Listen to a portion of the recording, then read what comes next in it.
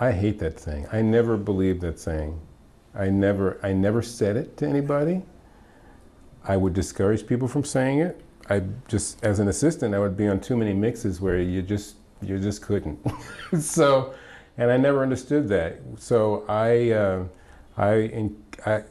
don't hear people say it a lot now,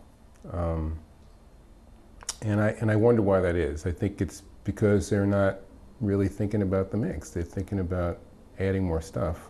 Engineering is now data collection. So, so this idea of fix it and mix, I never internalized. I just don't. I think that you need to listen as you go. I think you need to take a shot. You know, if in the land of 150 tracks, if one or two of them aren't what you wanted, well, nobody's going to hear it. But more importantly, you'll have to deal with it so that next time you know what you need to do. So that idea of making decisions, not making decisions, is so misplaced. You've really got to take a shot. You know, as somebody said to me once, you know, we're not, it's a 4-minute piece of music. We're not doctors. Nobody's going to die. Make a decision.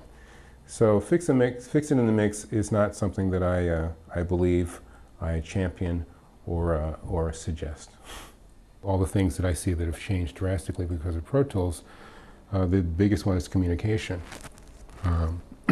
For the performers on the other side of the glass, as it were, and in many cases now because of home recording, the virtual glass, there's very little feedback from the producers. There's very little guidance in terms of performance because they know they have acres and acres of real estate to collect data, and very often the guidance is do another one. And from the world I come from, of limited real estate, 24-track analog recording, that wasn't really part of the process. You had to be listening and making decisions as you go, and if there's anything that's happening now, that's not happening. All the decisions are being held into the mix session, and that's not a good environment for good mixes. Having unlimited tracks, my personal opinion is that it's a bad thing, and that's coming from the standpoint of an educator, and also as an engineer. But my more pragmatic answer is that it's just different. You know, the style of production is different, and people are responding to it, and there are good records being made. I think that it's hard to learn something without limitations, and when there are no limitations, people aren't encouraged to make decisions. So, you know, if you make a decision, then you have to deal with the consequences of the decision. If you never make any, you're usually finding that stuff out in the mix, or you're dealing with a multitude of people not making decisions. So the producer's not making decisions, the engineer hasn't made any decisions, and then when you get to the mix, you're not mixing, you're making decisions. And the old paradigm was that lots of decisions were being made as you approached the mark.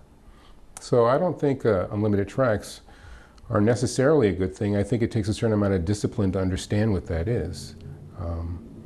But if you have new users coming to the fore, they don't have a context. Anybody that's done any kind of recording prior to doing that has some context to work with it. I don't want to do it that way. I only want to keep 5 of those. Simple things like that. But for the average new user, they're not coming to it with that. They're coming to eyes wide open and willing to explore and go down many, many paths. And I don't necessarily see that as a good part of the process. It makes the whole process in some way a little bit less compelling.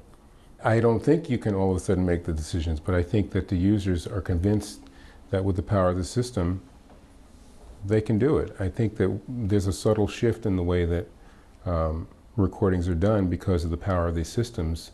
Every recording they make is viewed in some way as a flaw that needs to be corrected. So why listen? I mean, listen, there's nothing happening in real time now. If you're talking digital, well, it takes a certain amount of time just to process that signal. We're all dealing with latency. We see video feeds that are delayed relative to the figure we're seeing on stage. So as we get into the digital domain, everything is just being offset. Everything is delayed. People, you know, again, they're setting up a recording and then having a conversation with the people in the control room and not really listening because they're going to listen later. Or somebody is willing to take hours of their life and deal with all these multitude of choices that haven't been made. So I think that the context is really important, and I think that as Just like you and I, when we learn, as we struggle with analog, it takes lots of time of going to the well to get some sort of understanding of that. I think that what's not embedded in the workstation and digital technology is this understanding, or this willingness to streamline the approach and find faster and more efficient ways. The fact that people aren't spending a lot of money for studio time means that everybody's very lackadaisical about the kind of time they're spending. The fact that there's a prevalence of home studios means that it's kind of seeped into the consciousness from the musician side of things that things can take as long as they want. So when I say things are less compelling, that's what I mean, is that there's no real agenda to try and get this done faster and really capture a musical idea and elicit a performance, which is what people respond to emotionally. There's this misplaced thought that you can create a performance through the power of the system. Again, for people that have context, they're brutal. They make decisions, they set up shortcuts. They know going in that they're only going to take, 2 or 5 of something. And when it gets to the 6th one, they're going to make a decision, or they're going to name it. Very much paradigms that have existed since analog. Which, like, if you're going to, and what I learned in analog was when the red light goes on, write it down, but not until the red light goes on. You don't write down intent, you write down what's there. So that issue of documentation and commitment doesn't really exist now. I think the lack of decision making ends up making people spend a lot more time on this stuff. I mean, months. There's this tremendous amount of time that's spent, quote unquote, offline. Either it's an assistant that's doing it, or somebody that's doing it that's off the quote unquote the grid in terms of the actual recording. And I did a lot of work in Pro Tools prior to my deciding I didn't want to.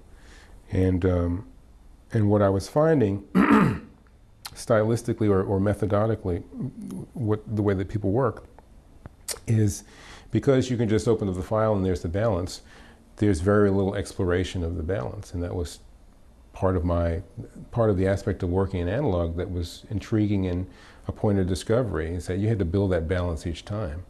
And sometimes there would be something that happened that was kind of cool. Maybe, that's cool, the bass drum works that loud. But also you'd know what was there.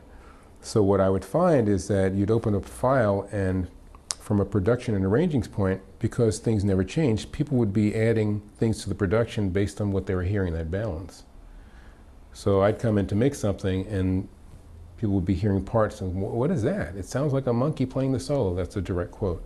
So I don't know, this is your, So there are things that people never hear because they're making judgments on a fixed balance that's good enough for now, but not anything approaching what the mix is going to be, because they can't know that because they have so many elements they're keeping that, it's all fluid. So it's a very different concept. So on the one hand, it could be fast. Somebody could be very happy with that balance, come up, but work on it for an incredibly long time.